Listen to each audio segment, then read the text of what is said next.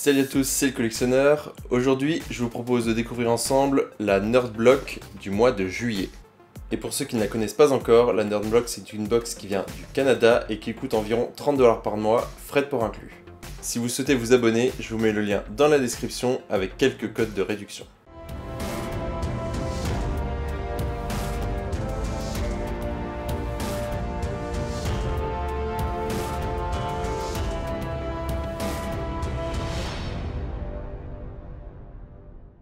Comme premier produit dans cette box, on reçoit un blind bag, donc c'est-à-dire un petit sachet qui contient en fait un objet surprise, donc ici sur Attack on Titan, donc qui va contenir un porte-clés Attack on Titan avec l'un des personnages. On avait la possibilité de recevoir l'un des 5 personnages principaux, ou le titan colossal, ou encore l'un des 2 blasons de la série. Pour ceux qui connaissent la série, j'ai reçu une figurine du personnage Armin. Pour un porte-clés, la figurine est quand même assez détaillée, je vous montre ça d'un peu plus près. En tout cas pour les fans de Attack on Titan, c'est quand même assez sympa. Et niveau valeur, c'est environ 6 à 7$ pour avoir un petit sachet blind bag.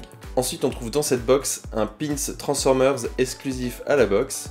Donc là je donne une valeur d'environ 3$, donc c'est un pins assez basique qui reprend simplement le design du logo des Autobots je crois. Ensuite on trouve une peluche du Joker de Suicide Squad, donc ici de Bleacher Creators. Personnellement, je suis pas fan du design de la peluche et niveau valeur, j'ai vu que ça se trouvait à 20$ sur internet, je trouve ça quand même super cher pour une peluche. En plus, avec ce design là, je trouve ça vraiment moyen. Donc, plutôt que de mettre 20$, je vais plutôt mettre 12$ de valeur parce que c'est plutôt pour moi le prix d'une peluche. Et ici, je trouve ça vraiment cher pour cette qualité là et ce niveau là. Ensuite, tu trouves une Pocket Pop très sympa sur Harley Quinn de Suicide Squad, mais ici une Nerd Block exclusive, donc c'est-à-dire qu'en fait, au lieu d'être en couleur, elle est en noir et blanc.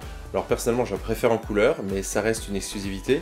Donc le prix d'une Pocket Pop, c'est en général de 7$, mais ici, vu que c'est une exclusivité, je vais plutôt mettre une valeur de 9$. Et on termine cette box avec le t-shirt, ici de Ghostbusters, avec le personnage de Zuul. Donc c'est une exclusivité Nerd Block, et c'est un t-shirt officiel Ghostbusters. Pour les t-shirts, j'estime en général une valeur de 12$ environ. Et comme d'habitude, les t-shirts de Nerd Block sont quand même de très bonne qualité. Par contre, je suis pas trop fan du t-shirt, même si j'aime bien Ghostbusters. Le design ici me plaît pas trop, mais pour les gros fans, peut-être que ça plaira. Comme d'habitude dans les Nerd Block, on retrouve également un bon de réduction de 10$ pour Shirt Punch. Donc ça, c'est toujours sympa, un petit bonus. Dans cette Nerd Block, on a aussi le droit à des goodies bonus qui viennent d'anciennes box, Nerd Block, Comic Block ou autres. Donc je ne les compterai évidemment pas dans la valeur de la box puisqu'il s'agit simplement de bonus et essentiellement de doublons pour les gros abonnés. Pour ma part, j'ai reçu des magnettes de Monty's. Personnellement, je les avais déjà reçues, je les ai pas du tout utilisées, donc ça va probablement finir à la poubelle. Ensuite, j'ai reçu un bloc avec des cartes postales très bizarres de photos de famille qui paraissent très louches. Donc le bonus, alors ça je les avais pas encore, mais comme bonus c'est vraiment pas super. Donc ça aussi, ça va finir à la poubelle. Et enfin, comme dernier bonus, j'ai reçu une figurine de Buffy contre les vampires avec Spike. Malheureusement, j'avais déjà reçu cette figurine dans une ancienne Nerd Block, donc ça fait doublon, donc ça sera gagné dans une prochaine box. On passe donc au récapépète de cette box avec la peluche de Suicide Squad du Joker, donc je suis pas trop fan. Le t-shirt de Zuul de Ghostbusters, le pins Transformers, la petite figurine porte-clés de Attack on Titan, et encore un porte-clés avec la Pocket Pop Harley Quinn exclusive. Donc pour cette Nerd Block, on arrive à une valeur totale de 51$ si on prend une vraie valeur pour la peluche.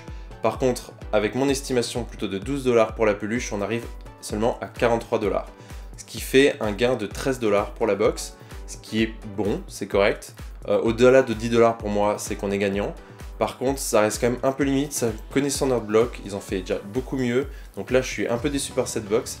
Personnellement, j'ai arrêté la Nerd Block. On verra très prochainement les déballages des Comic Block et des Arcade Block de juillet et d'août. Et on verra ensemble si le niveau continue de descendre ou si ça remonte un peu la pente chez Nerd Block. Comme d'habitude, n'hésitez pas à vous abonner à la chaîne et à me suivre sur les réseaux sociaux, les liens sont dans la description. Et bien sûr, si vous avez apprécié cette vidéo, n'hésitez pas à mettre un pouce bleu et à partager sur les réseaux sociaux. A bientôt!